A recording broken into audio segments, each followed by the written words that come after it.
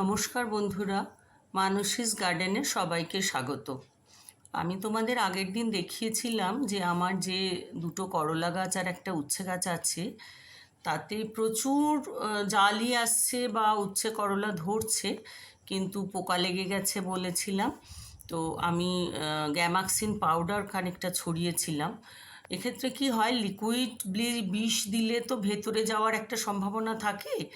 গ্যামাক্সিনও ভালো নয়, দেওয়াটা উচিত নয়, কিন্তু আমি বাধ্য হয়েছিলাম একটু দিতে, কারণ একদমই খেতে পারছিলাম না। আর এত প্রচুর পরিমাণে হচ্ছিল, যার জন্য আমি বাধ্য হয়ে একটু ছড়িয়ে ছড়িয়ে গ্যামাক্সিন পাউডার আমি দিয়েছিলাম গাছগুলোতে।